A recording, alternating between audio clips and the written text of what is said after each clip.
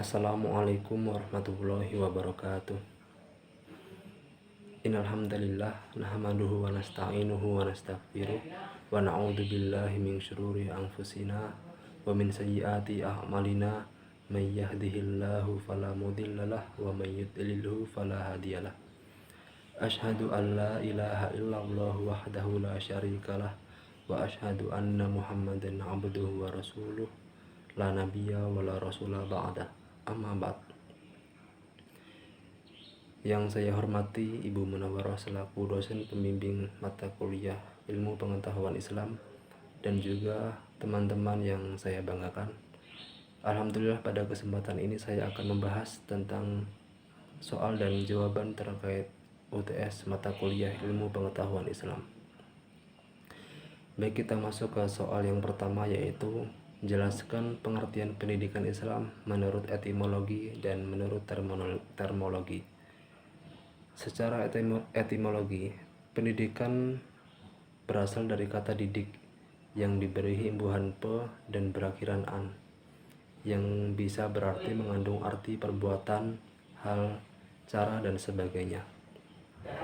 Dalam bahasa Inggris, kata pendidikan berasal dari kata education yang berasal dari kata educate yang berarti mendidik, yaitu memberi peningkatan dan mengembangkan. Education berasal dari bahasa Yunani, yaitu edukir, yang berarti membawa keluar yang tersimpan dalam jiwa anak untuk dituntun agar tumbuh dan berkembang. Dalam Islam ada 3 istilah umum yang digunakan dalam pendidikan, yaitu at-tarbiyah, at-ta'lim, dan at-ta'dib. At-tarbiyah yaitu bertambah dan tumbuh. At-ta'lim yaitu artinya mengajar, dan at-ta'dib artinya mendidik. Lalu secara termologi, menurut Undang-Undang Nomor 20 Tahun 2003 tentang Sisdiknas, mendefinisikan bahwa pendidikan adalah usaha sadar dan terencana untuk mewujudkan suasana belajar dan proses pembelajaran peserta didik mengembangkan potensi dirinya untuk memiliki spiritual keagamaan, kepribadian, pengendalian diri, dan kecerdasan akhlak, serta keterampilan yang melekat pada dirinya masyarakat, bangsa, dan negara.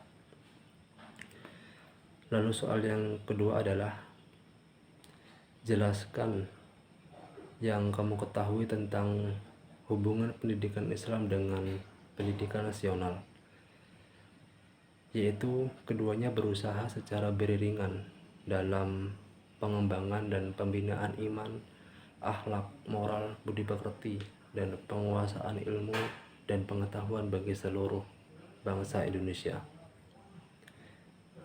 Soal yang ketiga adalah jelaskan kedudukan dan peran pendidikan Islam dalam sistem pendidikan nasional.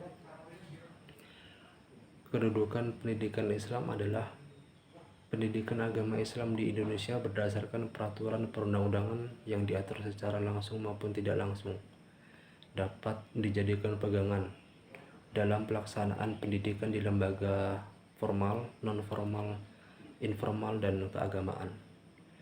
Pendidikan Islam sebagai subsistem dalam pendidikan nasional sangat memberikan peran yang sangat luar biasa dalam memperbaiki akhlak dan moral bangsa yang sudah sangat mengkhawatirkan, termasuk dalam meningkatkan pemahaman keagamaan. Soal yang keempat yaitu sebutkan dan jelaskan sumber dasar ilmu pendidikan Islam. Yang pertama yaitu Al-Quran, yaitu nilai-nilai penting dalam Al-Quran selalu abadi dan relevan setiap saat dan tidak ada perubahan sama sekali. Perubahan hanya bisa terjadi pada permasalahan interpretasi mengenai nilai instrumental dan nilai permasalahan teknis operasional. Pendidikan Islam yang ideal harus komprehensif, membahas nilai-nilai fundamental Al-Quran tanpa mengabaikannya.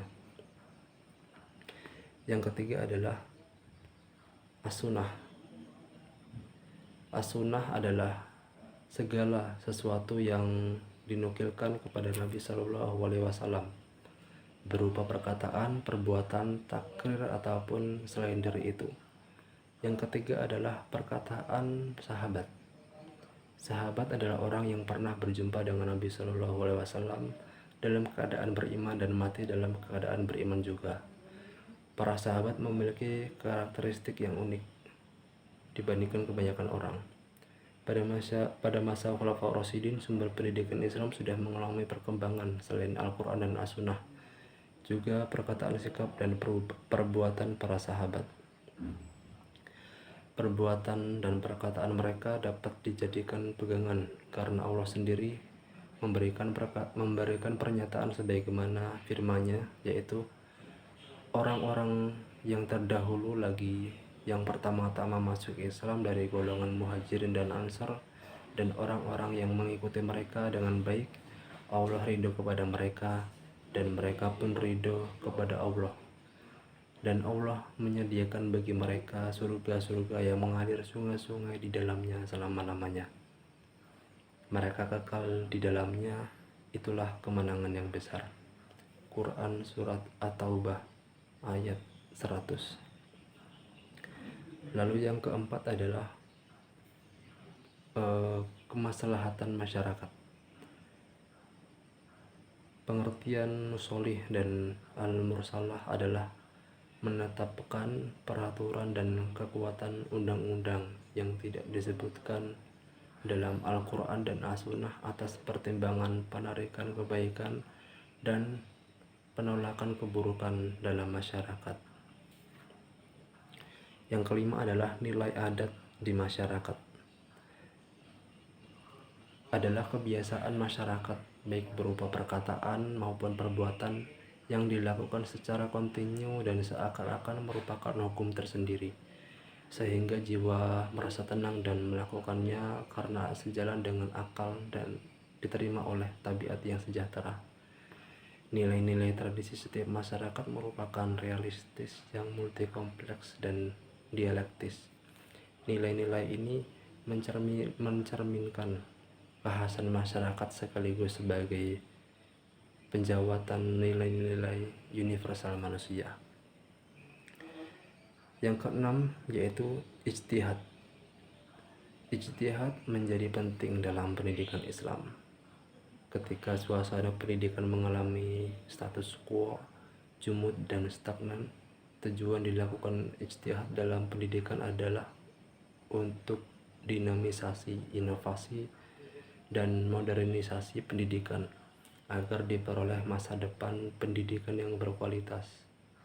Ijtihad tidak berarti merombak tatanan yang lama secara besar-besaran dan membuang begitu saja apa yang selama ini dirintis, melainkan memelihara tatanan lama yang sudah disepakati dengan baik dan mengambil tatanan baru yang lebih baik. Lalu soal yang kelima adalah jelaskan tujuan pendidikan Islam dalam perspektif pendidikan Islam berdasarkan tujuan keagamaan, tujuan keduniaan, dan tujuan pendidikan menurut para ahli. Yang pertama yaitu tujuan keagamaan.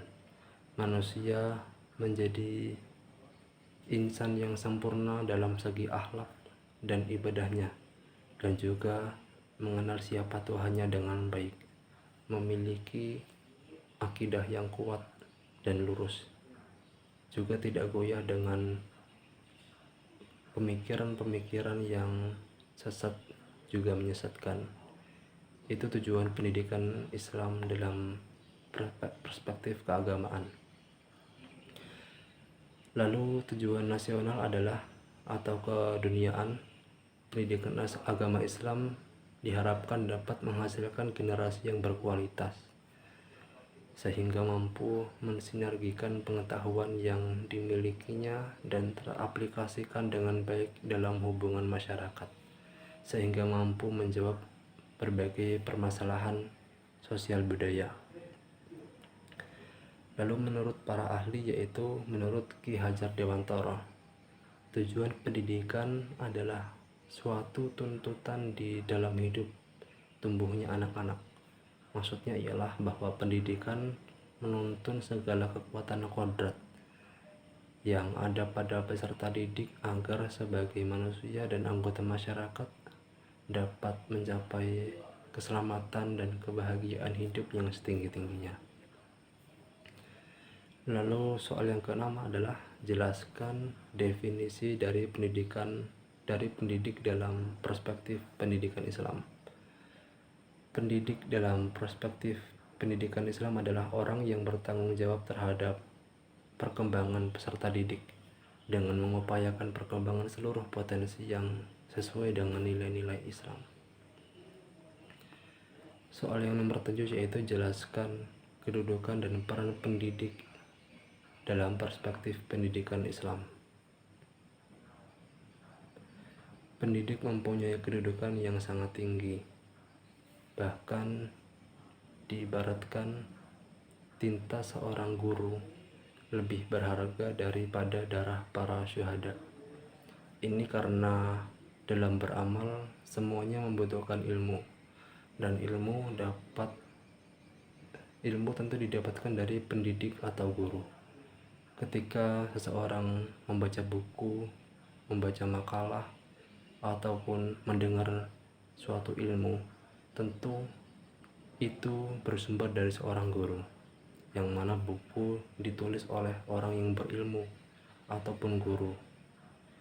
Begitu juga dengan siaran-siaran atau video yang sedang disebarkan, itu pun ilmunya bersumber dari para guru. Maka dari itu sudah sangat sesuai jika diibaratkan tinta seorang alim atau guru lebih berharga daripada darah para syuhada.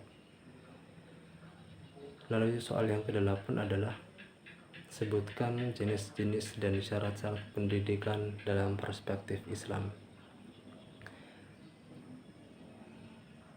Ada beberapa, yaitu yang pertama, pendidikan moral adalah latihan membangkitkan nafsu rububiyah atau ketuhanan dengan menghilangkan nafsu syaitoniyah. Setelah hal ini ditanamkan, maka diharapkan memiliki akhlak mulia dan menjauhi larangan Tuhannya untuk menghindari akhlak-akhlak yang tercela. Yang kedua adalah pendidikan jasmani atau pendidikan fisik, berhubungan dengan aktivitas fisik atau gerakan tubuh yang nantinya dilakukan secara teratur dengan meningkatkan tujuan berbagai kemampuan tubuh yang bermacam-macam dengan menambah kecekatan gerakannya. Lalu yang selanjutnya adalah pendidikan rasio atau akal. Ini menekankan pada perkembangan intelijensi peserta didik agar mereka berpikir kreatif, inovatif, dan spekulatif berdasarkan ajaran Islam. Lalu yang selanjutnya adalah pendidikan kejiwaan. Ini merupakan pendidikan yang ditujukan untuk membuka sisi hati nurani, sehingga dalam menyuarakan kebenaran dalam hal apapun, mereka tetap berada dalam keyakinan dan fitrah yang lurus dan berani dalam mengungkapkan kebenaran. Lalu yang selanjutnya adalah pendidikan seksual, merupakan pendidikan yang dimaksud dengan bercorak islami sesuai dengan perkembangan mental individu. Misalnya adalah memisahkan tempat tidur anak dari orang tuanya. Masuk ke soal yang ke-9, yaitu jelaskan peserta didik dalam perspektif pendidikan Islam. Peserta didik adalah orang yang belajar untuk menemukan ilmu, karena dalam Islam diyakini ilmu hanya berasal dari Allah Subhanahu wa Ta'ala. Maka seseorang peserta didik harus berupaya untuk mendekatkan diri kepada Allah dengan senantiasa mensucikan dirinya dan taat kepada perintahnya. Lalu soal yang terakhir, yaitu sebutkan dan jelaskan kebutuhan dan dimensi peserta didik. Salah satu media yang dibutuhkan oleh peserta didik untuk membentuk diri, sikap, mental, dan budaya atau kebudayaan dan juga kepribadian di masa yang akan datang adalah kedewasaan. Baik, mungkin cukup sekian dari saya. Apabila ada salah dan kurangnya mohon maaf. Akhirul kalam, wassalamualaikum warahmatullahi wabarakatuh.